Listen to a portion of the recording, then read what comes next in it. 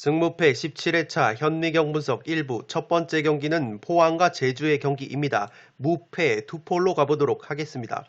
포항이 직전 수원FC와의 홈경기에서 1대0 꾸역승을 거뒀습니다. 에이스 송민규 선수가 천금 같은 결승골을 넣었는데 송민규 선수의 특징이 올 시즌에는 특유의 접고 때리는 슈팅이 아니라 머리, 헤더로 많은 골을 넣고 있습니다. 수원FC전에서도 천금 같은 헤딩 결승골을 뽑아냈고 이 후반전에 투입된 조커 고영준 선수가 경기 흐름을 바꿔놨습니다.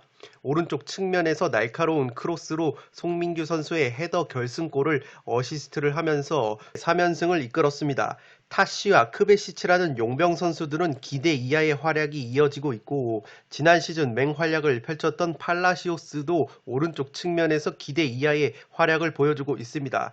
포항이 최근 꾸역승 3연승을 거두는 과정 속에서 강현무 골키퍼의 선방쇼가 없었더라면 승리를 장담할 수 없는 경기들이 많았습니다. 중앙 미드필더 신진호 선수의 대체자가 부재한 점도 신진호 선수의 체력 누수가 우려가 되는 부분입니다. 앞서 말씀을 드렸던 것처럼 한 골차 꾸역승 느낌이 강하기 때문에 이번 제주전에서 덜미가 잡힐 가능성이 높아 보이고 올 시즌 홈구장인 스틸야드에서는 2승 2무 2패의 성적을 보여주고 있는 포항인데 최근 10경기 제주와의 상대전적에서 1승 4무 5패로 열세에 처해 있습니다. 지난 3월 맞대결에서도 제주 원정을 떠나서 0대1로 패배를 한 바 있습니다.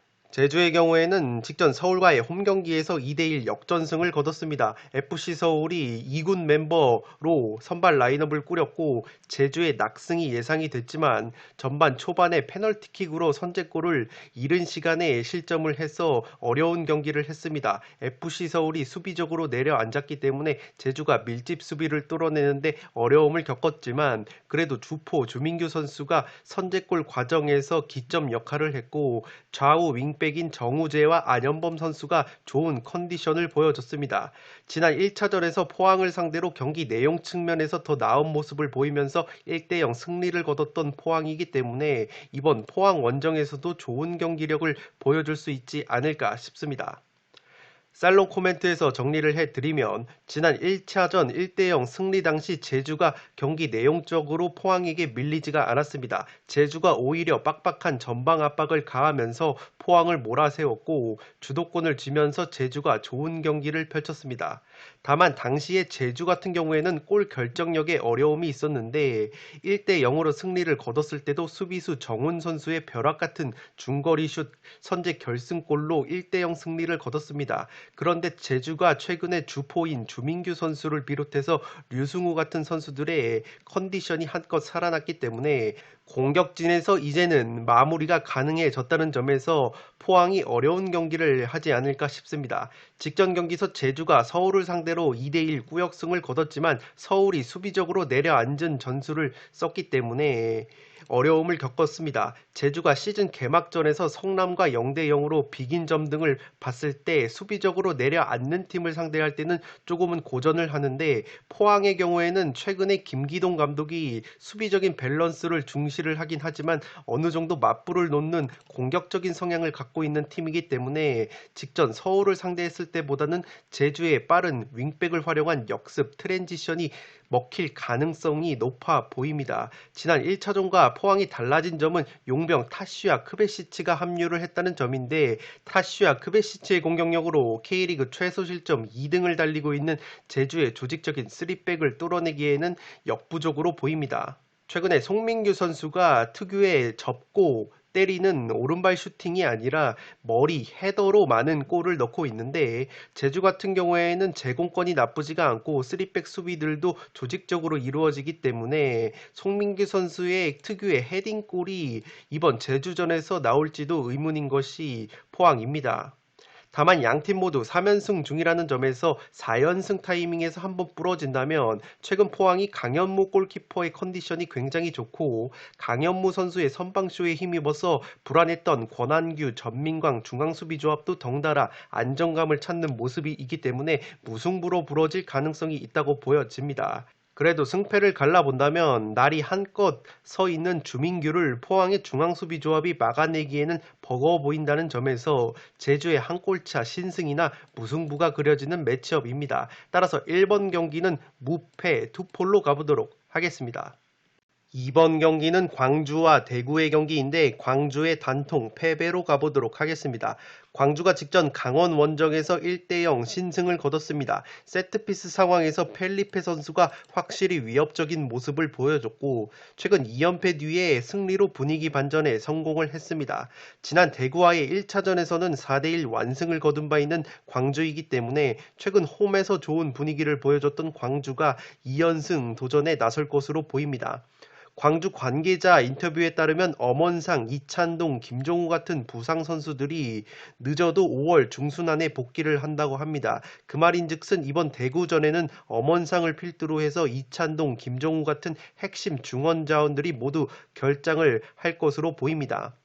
최근에 외국인 용병 헤이스와 알렉스 선수가 K리그에 연착륙을 하면서 광주의 경기력을 이끌고 있습니다. 지난 대구와의 1차전에서는 펠리페 선수가 100% 몸 상태가 아니었기 때문에 후반전에 교체 투입이 되는데 이번 대구전에서는 선발 출전이 유력하고 알렉스와 헤이스 용병이 없었음에도 불구하고 4대1 완승을 거뒀던 광주이기 때문에 충분히 자신감을 가질 만한 이번 2차전입니다.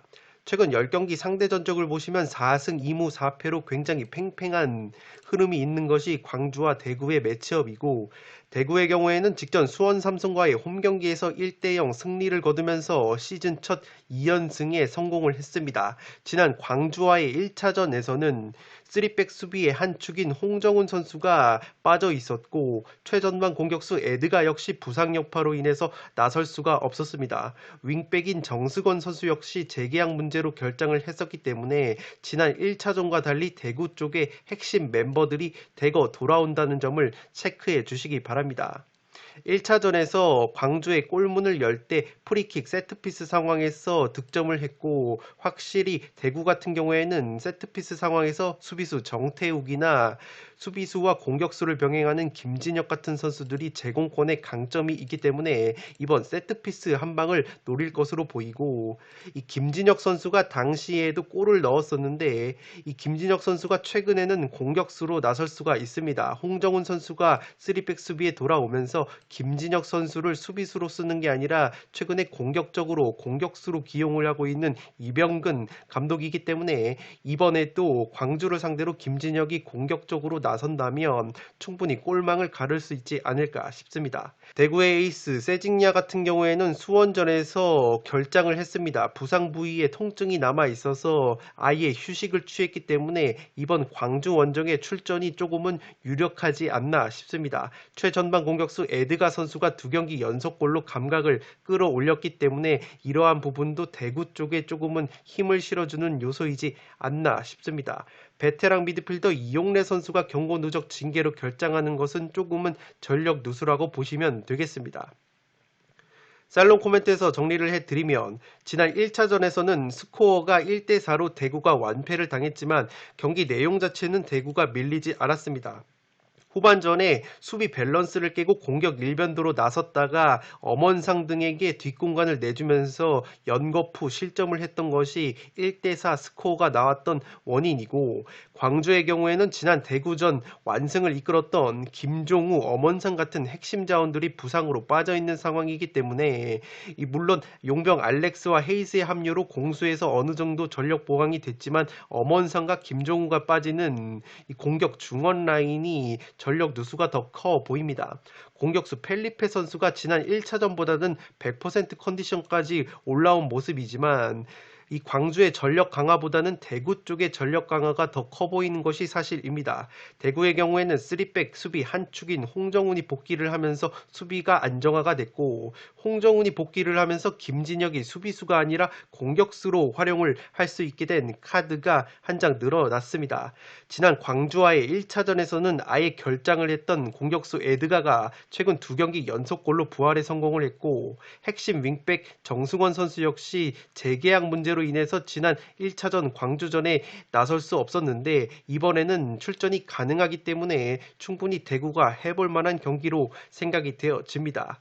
대구의 최영훈 골키퍼 역시 시즌 초반보다는 나아진 선방 능력과 안정감을 더해주고 있기 때문에 대구가 최소한 광주를 상대로 패할 것 같지는 않습니다.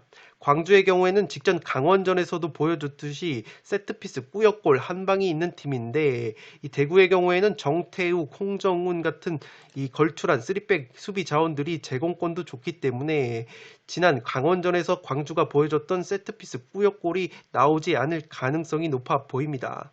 대구의 에이스 세징야 선수 역시 부상 부위 통증으로 지난 수원전에서 아예 휴식을 취했기 때문에 광주전에 출전 가능성이 높아 보입니다. 세징야가 들어온다면 대구 쪽으로 좀 더 기우는 매치업이라고 보여지는데, 광주의 핵심 미드필더 김원식 선수의 대체자가 없는 상황에서 김원식 선수의 체력 누수가 불가피합니다. 이러한 경우에는 지금 이찬동까지 부상으로 빠져 있기 때문에 역습 상황에서 세징야를 제어할 카드가 부족해 보이는 것이 광주입니다. 따라서 이러한 부분에서 저는 광주와 대구의 매치업은 광주의 단통 패, 대구의 승리 쪽으로 가보도록 하겠습니다.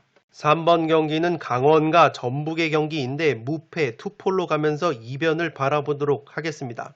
강원이 직전 광주와의 홈경기에서 0대1 아쉬운 패배를 당했습니다. 최근 2연패 하락세에 빠졌는데 공격 상황에서 김대원 선수의 마무리에 의존하는 것이 커 보입니다. 김대원 선수가 선발 출전을 할 때보다 후반전에 교체 투입이 될 때 승률이 좋다는 점에서 이번 전북전에도 전반전 같은 경우에는 수비 밸런스를 탄탄히 유지한 다음에 후반전에 김대원을 투입을 해서 승부를 볼 것으로 보입니다. 김대원 선수가 지난 전북과의 1차전에서 선제골을 넣은 바 있기 때문에 김대원 선수에게 기대를 걸어야 하는 광원이고, 강원의 경우에는 직전 경기에서 광주를 상대로 김정호 골키퍼가 또다시 판단 미스를 보여주면서 세트피스 상황에서 결승골 헌납에 빌미를 제공을 했습니다. 지난 전북과의 1차전에서도 1대1로 끝나는가 싶었는데 막판에 전북의 구스타보의 헤딩을 김정호 골키퍼가 충분히 막아낼 수 있었음에도 불구하고 손에서 공이 미끄러지면서 실점을 했던 뼈아픈 기억이 있습니다. 김병수 감독이 또다시 김정호 골키퍼를 선발로 내세울지는 의문감이 드는데, 최근에 강원의 골문을 지켰던 이범수 골키퍼가 부상에서 회복을 하지 못한다면 또다시 김정호 골키퍼가 골문을 지킬 가능성이 높아 보입니다. 전북전에서 패배를 했을 당시 핵심 수비수 임채민 선수가 징계로 나오지 못했었기 때문에 임채민이 없는 가운데도 전북의 화공을 막아냈던 강원이라는 점에서 충분히 임채민이 합류한 강원의 수비진이 홈경기에서 전북을 상대로 의외로 짠물 수비를 보여줄 수도 있지 않을까 싶습니다. 최근 강원의 미드필더 황문기 선수가 중원에서 좋은 모습을 보여주고 있고, 조재환, 이범수 골키퍼, 마사 같은 핵심 자원들이 부상으로 빠져 있는 것이 강원입니다.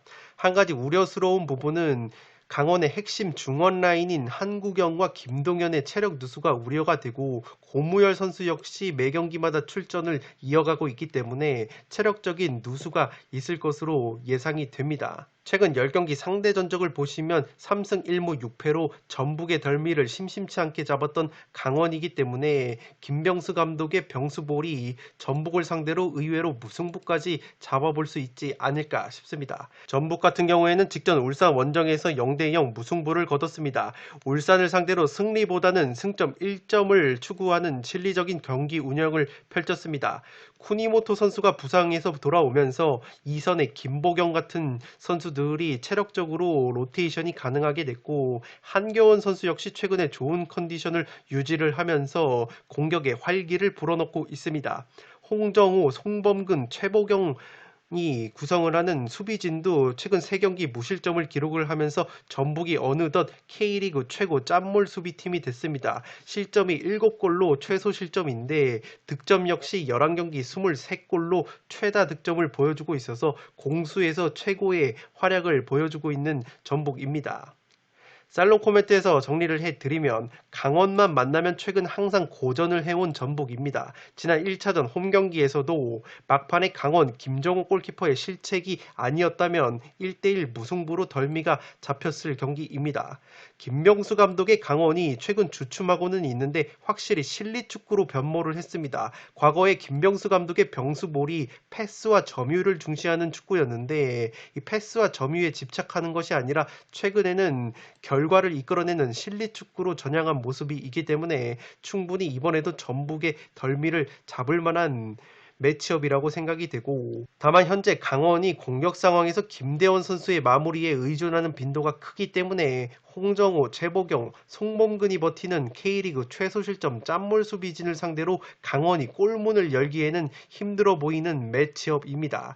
직전 울산전에서 승점 1점 실리 축구를 택한 전북이기 때문에 이번 강원 원정에서는 최대한 화끈한 운영을 들고 나올 것으로 예상이 되고, 전북이 탄탄한 스쿼드 선수단을 구축을 했기 때문에 충분히 체력적으로 우위를 점하면서 승리를 가져갈 가능성이 조금은 높아 보이는 경기이긴 합니다. 지난 강원과의 1차전과 달라진 점은 한교원 선수가 들어왔다는 점인데, 한교원 선수가 직전 경기에서 침묵은 했지만 그 전까지 연속 득점을 기록을 해왔기 때문에 한교원 선수를 앞세운다면 충분히 강원 원정에서도 득점을 할 가능성이 높은 전북입니다.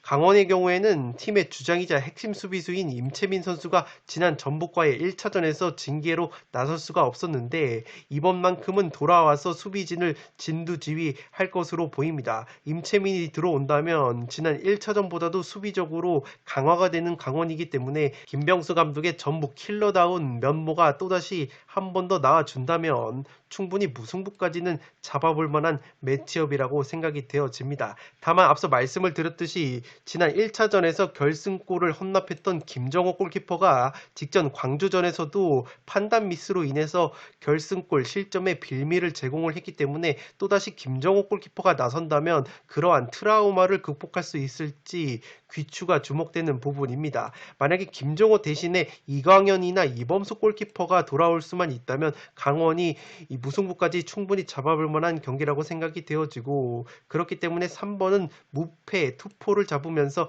이변을 바라보도록 하겠습니다. 4번 경기는 바야돌리드와 카디스의 경기인데 단통 무승부로 가보도록 하겠습니다. 독식을 노리시는 분들은 바야돌리드의 단통 패배를 추천드리도록 하겠습니다. 바야돌리드가 최근에 좋지 못한 흐름을 보여주고 있습니다. 5경기에서 3무 2패, 승리가 없는 것이 바야돌리드인데 이 강등권 언저리에서 힘겨운 강등 경쟁을 펼치고 있습니다. 지금 승점 28점인데 18위 우에스카와 19위 엘체와 승점 차가 1점밖에 나지 않기 때문에 매 경기마다 승점을 추가해야지 1부 리그 잔류에 성공을 할 가능성이 높아진다고 보시면 되겠습니다. 리그 홈 경기와 원정 경기를 비교를 해봤을 때 홈에서 성적이 근소하게 좋은데 문제는 홈에서 실점이 조금 늘어납니다. 평균 실점이 1.6골인데 원정에서의 실점 1.13골보다 홈에서 더 수비력이 안 좋다는 점을 체크를 해 주시기 바랍니다. 지난 12월 카디스 원정에서는 0대0 무승부를 거뒀었고, 과거 2부 리그 시절 맞대결 성적을 종합을 해보면 최근에 2승 2무 1패로 팽팽한 흐름을 보여주고 있습니다.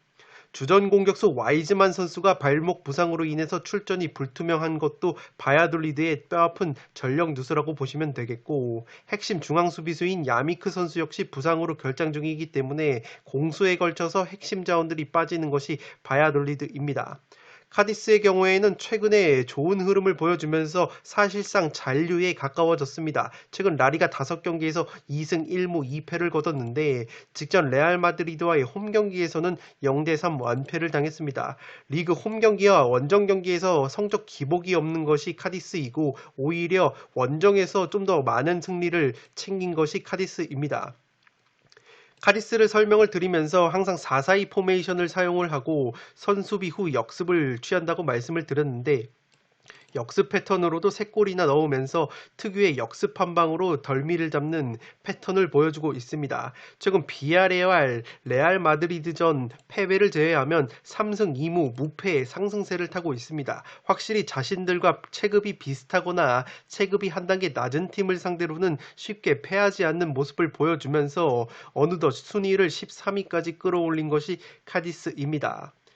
카디스 역시 지금 중원 쪽에 전력 누수가 심한데 미드필더 페레아 선수 역시 부상으로 빠져 있고 주전 미드필더 옌손 선수가 경고 누적으로 인해서 이번 바야돌리드전에 결장을 합니다. 옌손 선수가 중원에서 볼 인터셉트가 강점인 선수라는 점에서 바야돌리드의 공격을 막아내는 데 있어서 카디스가 평소보다는 어려움을 겪을 것으로 보입니다. 주전 오른쪽 측면 자원인 산체스 선수 역시 경고 누적 징계로 나설 수가 없고 2선 자원인 페르난데스 역시 부상으로 출전이 불투명하다는 점을 체크해 주시기 바랍니다. 살롱 코멘트에서 정리를 해드리면 양팀 모두 전력 누수가 있습니다. 바야돌리드는 핵심 공격수와 수비수가 빠지고 카디스 역시 중원에 걸쳐서 전력 누수가 조금은 많습니다. 강등권 경쟁에 있어서 급한 쪽은 바야돌리드이기 때문에 바야돌리드가 홈에서 좀 더 호전적으로 나올 가능성이 높아 보입니다. 그렇게 된다면 카디스가 자랑하는 효율적인 역습 한 방에 바야돌리드가 얻어맞을 가능성이 있어 보이고 바야돌리드가 이상하게 홈에서 실점이 늘어나는 점도 불안 요소라고 보시면 되겠습니다. 카디스의 경우에는 홈과 원정에서의 성적 기복이 없는 팀이기 때문에 최근 강팀들과의 대결을 빼고 보면은 모두 승리나 무승부를 거뒀을 정도로 경기력이 괜찮은 것이 카디스입니다. 직접 레알 마드리드전에서 0대3으로 완패를 당했다고 말씀을 드렸는데 일찌감치 패배를 직감하고 네그레도 같은 주축 사원들을 모두 뺐습니다. 그렇기 때문에 바야돌리드전을 앞두고 체력적인 안배까지 어느 정도 한 것이 카디스라고 보시면 되겠고 다만 카디스 역시 강등권에서 비교적 멀어지긴 했는데 안정적으로 강등권을 벗어나려면 승점 1점 무승부도 나쁘지 않은 결과입니다. 따라서 중원 쪽에서 전력 누수가 있는 상황 속에서 무리하게 밸런스를 깨지 않고 안정적인 운영을 카디스가 가져간다면 바야돌리드 역시 지금 승점 1점이 귀한 시점에서 그러한 니즈가 결합이 된다면 의외로 무승부가 나오면서 승점을 논아가질 가능성도 있어 보입니다. 그래도 승패를 가른다면 최근 경기력이 괜찮은 카디스가 특유의 역습 한 방으로 결과를 얻어갈 수 있는 경기라고 생각이 되어집니다. 따라서 4번 경기는 단통 무승부로 가보도록 하겠고 폴더스의 여유가 있으시거나 독식을 노리시는 분들은 과감하게 바야돌리드의 패배까지 곁들일 것을 추천드리겠습니다. 5번 경기는 발렌시아와 알라베스의 경기인데 승무패로 지어보도록 하겠습니다. 발렌시아가 최근 라리가 5경기 1승 2무 2패의 흐름을 보여주고 있습니다. 직전 오사수나 원정에서 1대3 패배를 당했는데 발렌시아는 확실히 홈구장인 메스타야에서 훨씬 더 강한 모습을 보여주는 팀입니다. 홈에서는 6승 6무 3패로 호성적을 기록을 하고 있고 원정에서는 2승 5무 10패로 나쁜 성적을 보여주고 있습니다. 단순히 성적뿐만 아니라 공수에 걸쳐서도 홈에서 훨씬 더 좋은 모습을 보여주는 것이 발렌시아인데 홈에서는 경기당 1.6골과 실점 1.2골이라는 준수한 스탯을 보여주고 있는데 원정에서는 평균 0.94골, 실점이 1.71골로 늘어나는 것이 발렌시아의 원정 성적입니다. 발렌시아의 경우에는 지난 11월 알라베스 원정에서 2대2 무승부를 거뒀는데 최근 맞대결 전적에서는 3승 2무 1패로 우위를 점하고 있습니다. 특히 홈구장인 메스타야에서는 알라베스에게 패배가 없는 것이 발렌시아인데 이 발렌시아가 알라베스만 만나면 홈에서 7경기째 승리를 거두고 있을 정도로 강한 모습을 보여주고 있습니다. 주전 미드필더 솔레르 선수가 부상 여파로 인해서 직전 오사수나전에 결장을 했는데 이번 경기에서는 출전이 반반일 것으로 보입니다. 지난 오사수나전 1대3 패배를 당했을 당시에도 골대를 2번이나 때렸기 때문에 경기력 자체는 발렌시아도 나쁘지 않은 모습입니다. 공격수 막시 고메즈 선수가 퇴장 징계에서 복귀를 하기 때문에 최전방에 무게감을 더할 수 있는 것이 발렌시아입니다. 지금 순위가 14위라는 점에서 강등권에서 어느 정도 벗어나 있긴 해도 강등권 18위와 승점차가 8점밖에 나지 않기 때문에 최대한 벌어놓을 수 있을 때 승점을 쌓아둬야 하는 입장인 것이 발렌시아입니다.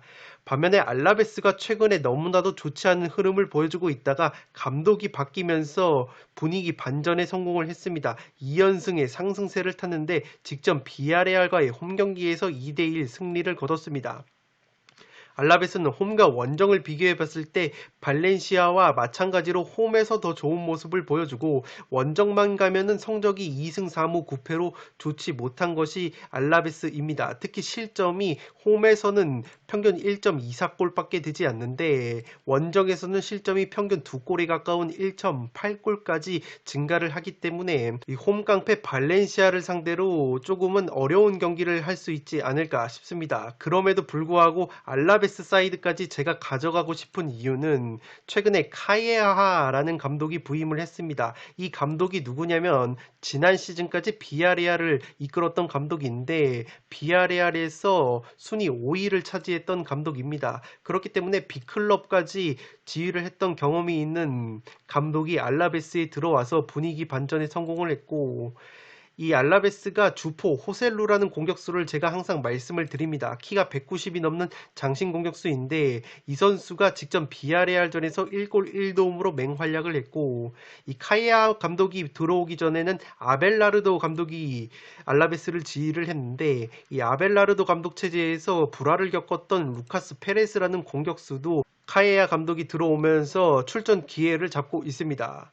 그렇기 때문에 에드가 멘데스, 페레스의 화력 지원을 받아서 호셀루의 발끝이 살아나고 있는 것이 알라베스의 공격진이고 알라베스의 골문을 지키는 파체코 골키퍼도 최근 좋은 선방 능력을 보여주고 있어서 알라베스가 제 아무리 발렌시아 원정만 떠나면 고자 경기력을 보여준다고는 하나 제대로 강등 버프와 감독 교체발을 받았기 때문에 어느 쪽으로 튀어도 이상하지 않을 매치업이라고 생각이 되어집니다. 살롱 코멘트에서 정리를 해드리면 이 경기는 정말 어떤 결과가 나와도 이상하지 않은 경기라고 생각이 되어집니다. 알라베스가 감독이 교체가 된 이후에 3경기에서 2승 1무로 분위기 반전에 성공을 했고 그 과정에서 주요 공격진인 호셀루, 멘데스, 페레스의 컨디션이 살아났습니다. 발렌시아는 항상 홈과 원정 기복이 심하다고 말씀을 드리는데 홈에서만큼은 그 어떤 팀이 와도 쉽게 패하지 않습니다. 특히 알라베스를 상대로 최근 홈 경기 7연승의 상승세가 있기 때문에 원정 고자 알라베스 역시 제 아무리 상승세를 탔다고는 해도 발렌시아 원정에서 쉽게 발렌시아를 꺾지는 못할 것으로 보입니다. 발렌시아 역시 지금 강등권과 완전히 멀어진 상황이 아니기 때문에 알라베스전에서 사활을 걸고 승점 1점이라도 따내는 경기 운영을 할 것으로 보이고 알라베스는 최근에 2승 1무 상승세를 타면서 강등권에서 벗어나긴 했는데 강등권과 승점 차가 나지 않기 때문에 반드시 승점 3점짜리 경기를 해야 될 것으로 보입니다. 발렌시아가 직전 오사수나 원정에서 1대3으로 패배를 당하긴 했는데 골대를 2번이나 때렸기 때문에 경기력 자체는 나쁘지가 않습니다. 직전 강호 베티스 원정에서도 2대2 무승부를 거뒀던 발렌시아이기 때문에 충분히 경기력이 살아난 두 팀의 맞대결이라는 점에서 팽팽한 이 매치업이 예상이 되고 발렌시아의 경우에는 직전 경기에서 퇴장 징계로 나설 수 없었던 막시 고메즈가 돌아오기 때문에 최전방 공격 쪽에 무게감을 더할 수 있을 것으로 보입니다. 양팀 모두 세트피스 공격 상황에서 강점이 있기 때문에 세트피스 상황에서도 충분히 골이 터질 수 있는 매치업입니다.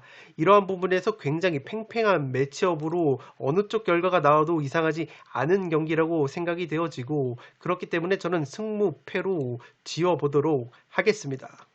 6번 경기는 레알과 베티스의 경기인데 레알 마드리드의 단통 승리로 가보도록 하겠습니다. 독식픽 추천으로는 무승부를 추천드리도록 하겠습니다.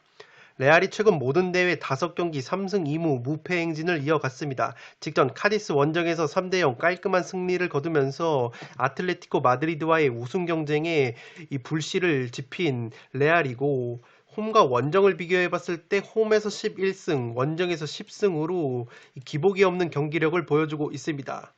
레알 마드리드가 핵심 미드필더 모드리치 선수가 훈련 중 부상으로 인해서 카디스전에 결장을 했습니다. 발베르데 선수 역시 코로나19 양성 판정을 받았고 토니 크로스 역시 출전이 불투명하기 때문에 레알이 자랑하는 미드필더진의 전력 누수가 심하다고 보시면 되겠습니다. 지난 베티스 원정에서 3대2 승리를 거둔 바 있는데 최근 맞대결 전적에서는 3승 1무 2패로 팽팽한 흐름을 보여주고 있는 것이 베티스와의 매치업입니다. 특히 홈 경기에서는 1무 1패로 베티스에게 덜미가 잡힌 적이 많은 레알이기 때문에 충분히 무승부까지 덜미가 잡힐 만한 매치업이라고 생각이 되어집니다. 레알의 경우에는 베티스전을 치른 다음에 3일 뒤에 첼시와의 챔피언스리그 4강 홈 경기를 치르기 때문에 앞서 말씀을 드렸던 모드리치나 토니 크로스 같은 선수들을 무리해서 출전을 시킬 것 같진 않습니다. 베티스의 경우에는 최근 무승부가 굉장히 많습니다. 1승 4무 4연속 무승부를 거두고 있는데 시즌 초 중반만 하더라도 베티스가 무승부가 없는 빠꾸 없는 경기를 하기로 유명했는데 어느덧 4연속 무승부를 거두면서 무자비 팀으로 변모를 하고 있습니다. 베티스의 경우에는 레알 마드리드는 우승 경쟁을 펼치고 있는 것에 비해서 베티스는 유로파리그 경쟁을 펼치고 있습니다. 비아레알, 소시에다드와 함께 치열한 유로파리그 티켓을 놓고 경쟁을 하고 있기 때문에 승점 1점이 절실한 것이 베티스입니다.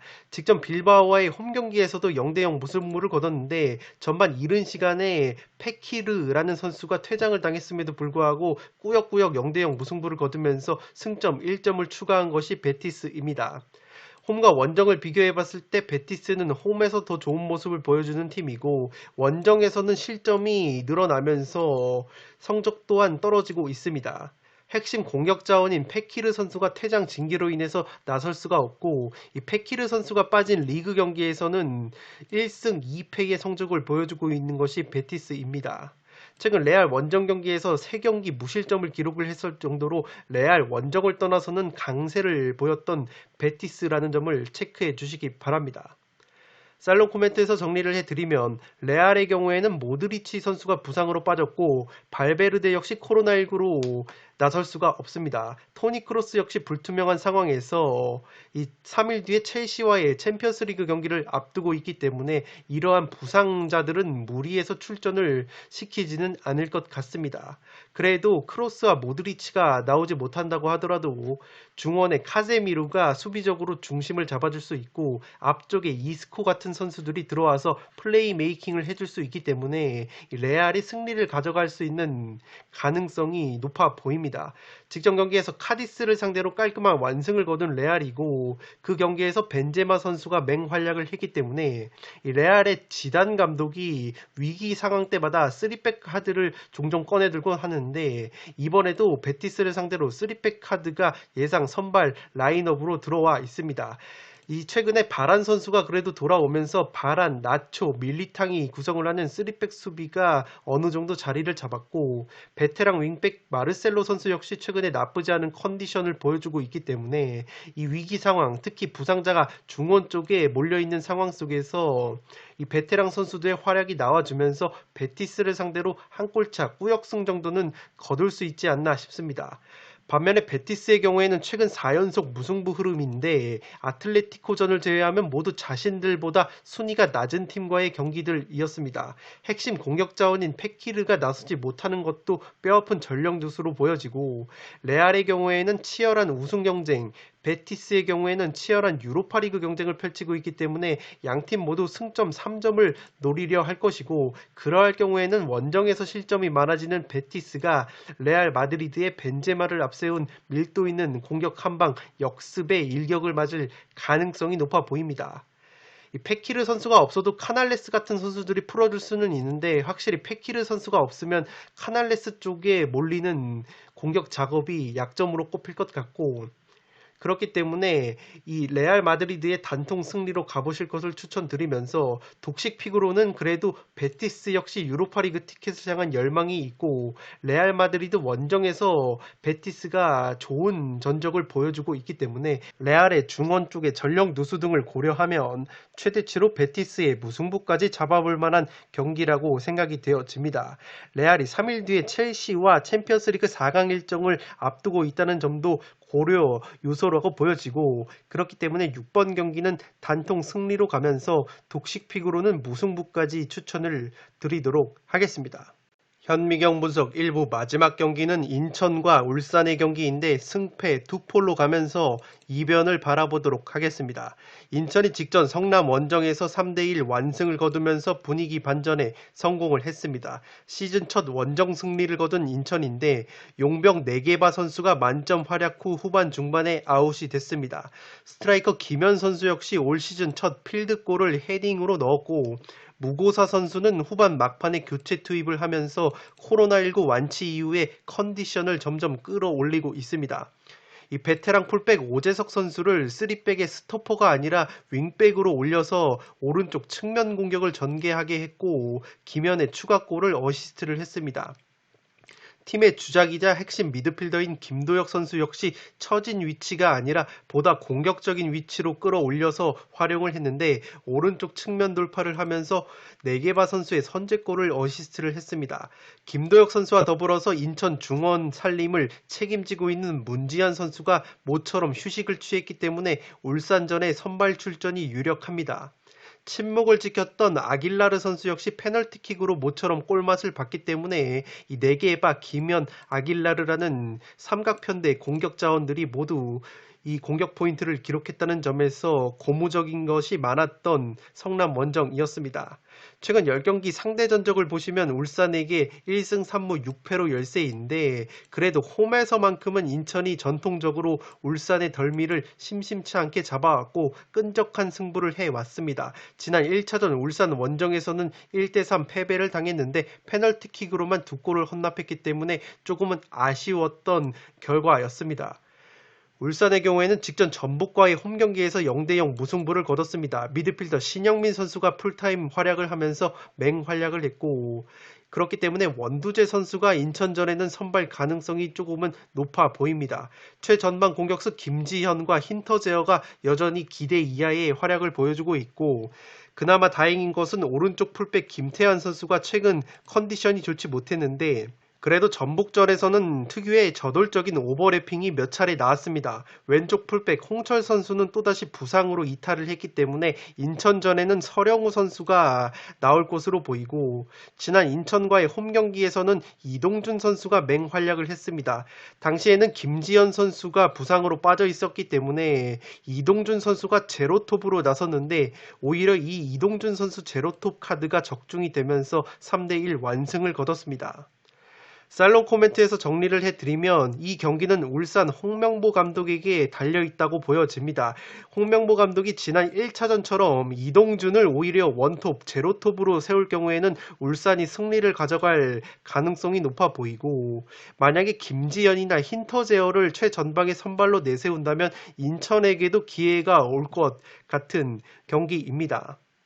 울산의 경우에는 왼쪽 측면 풀백인 홍철 선수가 부상으로 빠졌다고 말씀을 드렸는데 왼쪽 풀백에 서령호 선수가 들어온다면 홍철 선수보다는 공격력이 떨어지지만 서령호 선수가 수비 밸런스적인 측면에서는 홍철 선수보다 낫기 때문에 오히려 홍명보 감독이 왼쪽 풀백에 서령호를 냅두고 비대칭 전술을 사용할 수 있는 이 왁구가 나올 것 같습니다. 지난 인천과의 1차전에서 재미를 봤던 이동준을 오른쪽 측면이 아니라 최전방 제로톱으로 놓는다면 오른쪽 측면 공격은 김태환, 오른쪽 풀백 김태환에게 전담을 시키고 그러할 경우에는 왼쪽 측면에 서령우가 수비적으로 치중을 해서 왼쪽과 오른쪽의 밸런스를 맞추는 비대칭 전술을 사용할 수 있지 않을까 싶습니다. 서령우가 왼쪽 측면에서 수비적으로 치중을 한다면 왼쪽 측면 공격은 김인성에게 맡기면 될 것이고 최전방 공격은 이동준에게 맡기면 되기 때문에 마치 토트넘에서 잘린 무리뉴 감독이 잘 구사를 했었던 비대칭 전술이 홍명보 감독에게도 필요한 시점이라고 보여집니다. 특히 지난 1차전에서 이동준 선수가 최전방 공격을 전개를 할 때 인천 수비진이 발이 빠른 수비진들이 아니기 때문에 이동준 선수를 막는데 어려움이 있었습니다. 반면에 인천 수비가 피지컬과 제공권이 좋은 수비진이기 때문에 힌터제어나 김지현이 최전방에 들어온다면 오히려 막아내는 데 있어서 한층 더 수월하지 않을까 싶습니다. 그래도 울산 사이드를 가져가야 되는 것은 지난 1차전과는 달리 울산에는 외국인 2선 자원인 박호 선수가 살아난 상황이기 때문에 이 최전방에서 부족한 화력을 박호가 메꿔줄 가능성도 높아 보입니다. 울산전을 앞두고 주요 공격진들이 골맛을 봤다는 점은 고무적이라고 볼 수 있고, 기본적으로 홈에서 경기력이 살아나는 인천이 특유의 제공권을 앞세운다면 울산의 발목을 충분히 잡을 만한 경기라고 생각이 되어집니다. 실제 데이터를 보시면 울산이 의외로 공중볼 경합 기록이 최하위권입니다. 반대로 인천의 경우에는 상위권을 기록하고 있기 때문에 지난 1차전 맞대결에서도 수비수 김광석이 울산의 골문을 코너킥 상황에서 헤딩으로 가른 바 있기 때문에 지난 성남전에서도 김현이 헤딩으로 골맛을 보는 등 인천이 울산의 측면 뒷공간을 파고든 다음에 크로스를 올려서 헤딩 한 방이나 코너킥 프리킥 상황에서 아길라르의 날카로운 킥을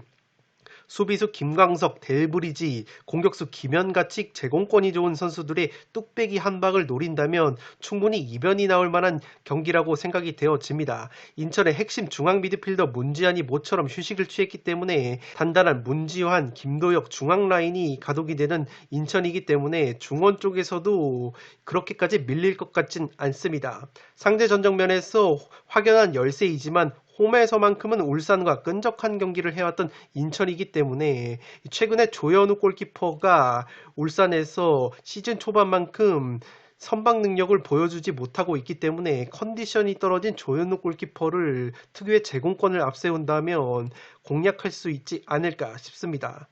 지난 1차전에서도 페널티킥으로 2골을 실점했고 공격 상황에서 울산의 조현우 골키퍼의 선방이 없었다면 1대3 스코어까지는 나오지 않았을 경기라고 생각이 되어집니다. 따라서 7번 경기는 인천의 승리를 가져가면서 승패 투폴로 이변을 바라보도록 하겠습니다. 네, 이것으로 승무패 17회차 현미경 분석 1부를 모두 마치도록 하겠습니다. 아무래도 16회차 1등 상금이 2월이 됐기 때문에 최대한 많은 내용을 전해드리려고 촬영을 하다 보니까 이 시간이 길어진 부분이 있습니다. 최대한 스킵하지 마시고 재생 속도를 1.25배로 돌리셔서 많은 분석 내용을 가져가실 때 적중에 다가서실 수 있습니다. 네, 그러면 저는 연이어서 2부를 촬영을 해서 구독자 여러분들의 흐름이 최대한 끊기지 않도록 업로드를 해드리도록 하겠습니다. 끝으로 영상이 도움이 되신 분들은 좋아요와 구독 버튼을 눌러주시면 풋볼살롱 채널에 크나큰 힘이 됩니다. 구독 버튼 옆에 종 모양의 알림 설정을 해주시면 그 누구보다 빠르게 양질의 축구 승무패 프로토 관련 컨텐츠를 만나보실 수 있습니다. 지금까지 풋볼살롱이었습니다. 감사합니다.